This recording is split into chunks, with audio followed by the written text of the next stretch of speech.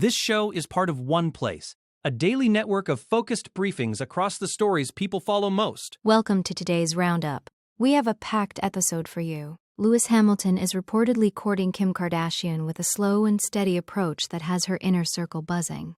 Selena Gomez discovers a flirty, unread DM from a major Hollywood star from back in 2002. The Beckham family drama hits a new peak as David and Victoria offer a public olive branch to their estranged son, Brooklyn, on his birthday.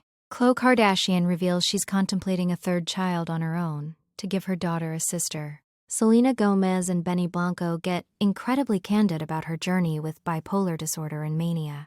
A former American Idol contestant is arrested for murder, as chilling body cam footage of his reaction to his wife's death is released. New details emerge about the warnings Rob and Michelle Reiner received regarding their son before the tragic events at their home. Newly unearthed emails link Sarah Ferguson's financial struggles to Jeffrey Epstein, and a proposal involving the young princesses. Harvey Weinstein's legal saga continues with a new rape retrial date set for this April. And we wrap up with Selena Gomez's latest makeup tutorial and the viral reaction to her husband's hygiene.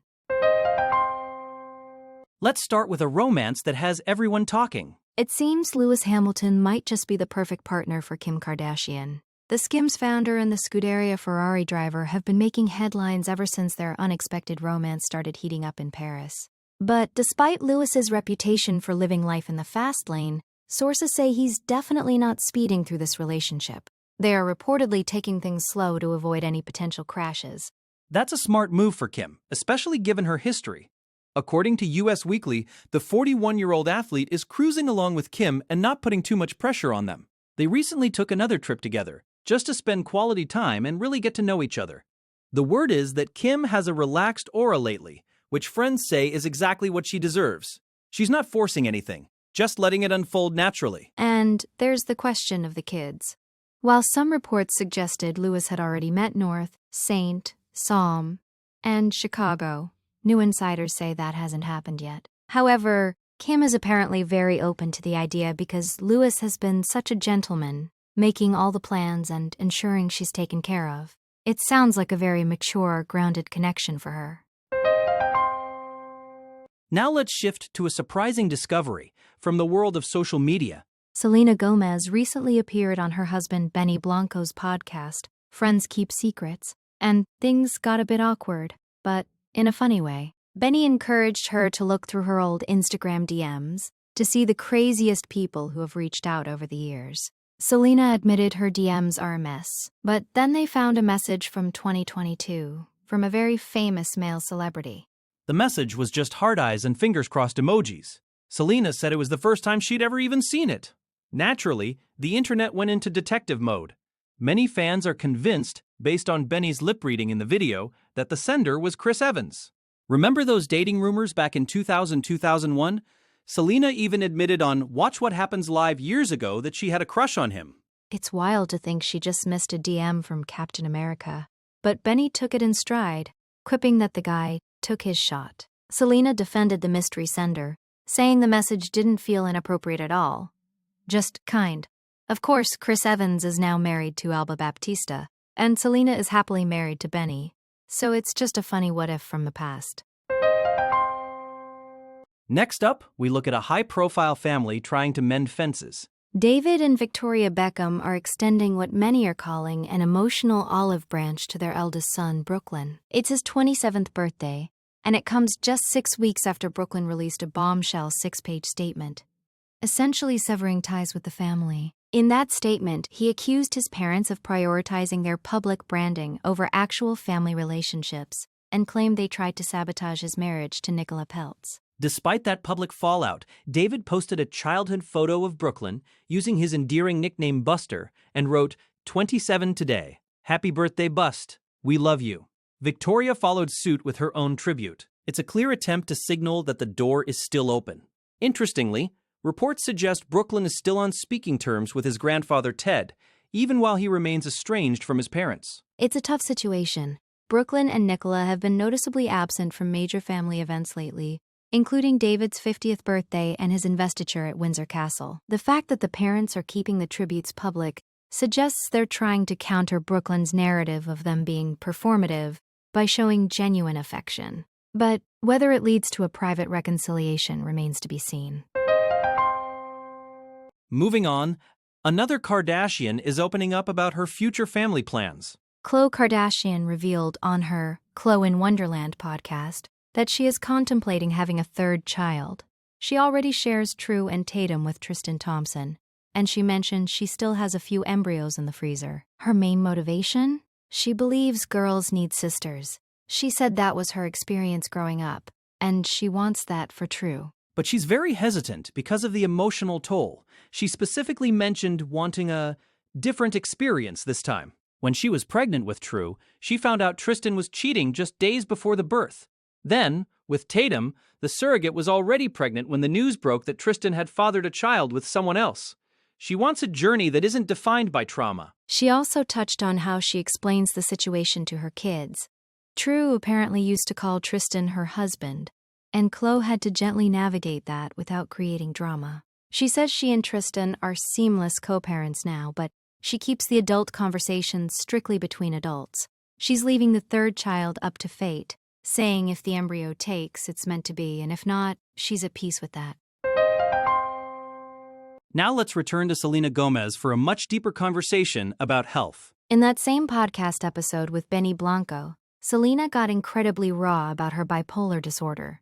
She described the diagnosis as fucking complicated, because for a long time she knew something was wrong but kept thinking she was misdiagnosed. She's been to 4 different rehabs and multiple therapists, and she says she's finally grateful for that journey because it helped her understand herself. Benny offered a partner's perspective, which was really enlightening.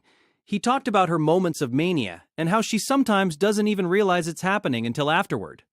He described it as a delicate balance, knowing when to talk to her and when to just meet her where she is. Selena said she's not ashamed of those moments anymore. In fact, she's proud to name them because it helps her catch them quicker. She explained that the diagnosis allowed her to live more freely. Before, she felt inconsistent and acted out of fear or passion without knowing why. Now, she understands why it took her longer to get over things than other people. It's a powerful testament to the importance of a support system. Benny seems to be that person who can gauge the temperature of the room and support her through the highs and lows. Now, we have a much darker story involving a former reality TV star. This is a tragic turn of events for Caleb Flynn, a former contestant from season 12 of American Idol.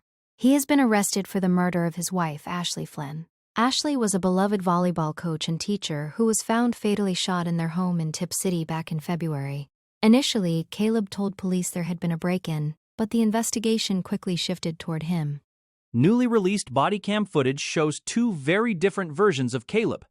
In the immediate aftermath of the discovery, he appeared distraught, crying, vomiting, and calling his mother in a panic. But the arrest footage from 3 days later shows a much more subdued Caleb. When the officer tells him he's under arrest, he simply says, "Oh my God," and asks the detective what changed in the last 2 minutes. Ashley's family released a statement saying her death has taken a shining light out of the world.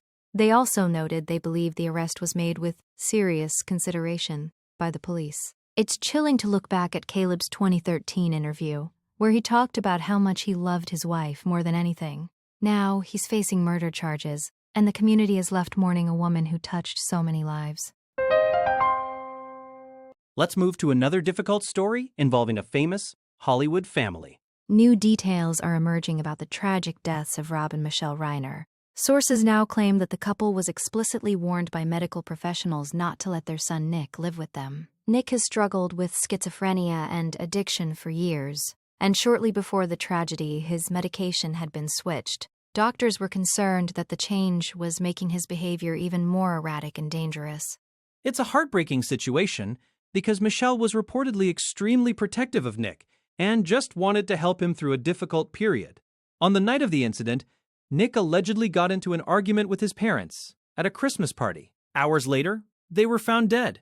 Nick has pleaded not guilty, but his family has reportedly cut off all contact and stopped paying for his legal defense. It highlights the impossible position parents of children with severe mental health issues often find themselves in. They were trying to help him because his previous meds weren't working anymore, but the very help they offered may have put them in harm's way. The Reiner family is currently grieving in private, and Nick is now being represented by a public defender after his high-profile lawyer quit. Now, we turn to some newly released documents involving the British royal family. Newly released emails from the Jeffrey Epstein files reveal a strange connection between the financier and Sarah Ferguson, the Duchess of York.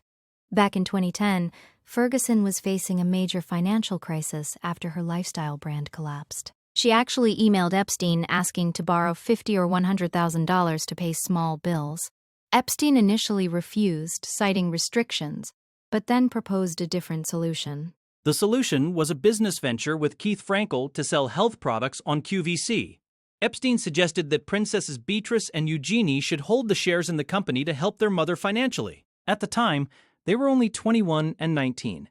The emails also show Ferguson being incredibly effusive toward Epstein, even jokingly, or perhaps not, asking him to marry her and offering private tours of Buckingham Palace. It's unclear if the princesses were ever aware of these dealings. These emails add another layer to the long-standing questions about the York family's ties to Epstein. While Prince Andrew has faced the brunt of the scrutiny, these documents show that Sarah Ferguson was also deeply entangled in his web, primarily driven by her desperate need for cash during her Weight Watchers era. Next up, an update on a major legal case that helped spark the Me Too movement. Harvey Weinstein is heading back to a Manhattan courtroom. His rape retrial is now scheduled for April 14th. This follows the overturning of his 2022 conviction by a state appeals court. Last year's retrial ended in a mistrial on one specific count involving aspiring actress Jessica Mann, and that is the charge prosecutors are now determined to retry. Weinstein has a new legal team for this round, including lawyers who have represented Luigi Mangione and Sean Diddy Combs. It's a high-stakes moment because while he still faces a 16-year sentence in California, that is also being appealed. This New York retrial will focus on whether the jury was prejudiced in previous trials by testimony about prior bad acts that weren't part of the official charges. The judge is trying to keep this one tightly focused to avoid the same issues that led to the conviction being overturned. Weinstein, now 73, will be wheeled into court once again. It's been 6 years of legal battles, and the outcome of this April trial could significantly impact how much of the rest of his life he spends behind bars. Finally, we wrap up with a lighter, though slightly controversial, story from Selena Gomez. Selena Gomez is back on Instagram with a new makeup tutorial for Rare Beauty. But it's not just the eyeshadow that people are noticing. She opted for a no-bra look in a cream vest, which quickly went viral. But that's not the only thing causing a stir. In the latest episode of Benny Blanco's podcast, Selena was seen casually kissing his toes while they were filming. This has sparked a massive debate online because, well, Benny's feet have a bit of a reputation. Fans have been calling them dirty and disgusting after previous episodes where he lounged barefoot. Some fans were genuinely grossed out, asking why she would do that. But Benny seems unbothered, saying it made him feel good, and telling Selena he loves her. Even the Today Show got involved. Jenna Bush Hager and Taylor Tomlinson defended Benny, saying people need to lay off and let Selena be happy. They argued that Benny has done enough for the music industry that we should probably just ignore his feet. It's a classic case of a celebrity couple being completely unbothered by the ick factor that's driving their fans crazy. That's all for today's roundup. From the high-speed romance of Kim and Louis to the complex family dynamics of the Beckhams and the Reiners, it's been a busy day in the world of news. We'll be back tomorrow with more. Make sure to follow us so you never miss a briefing. Thanks for joining us. Have a great day, and we'll talk to you soon.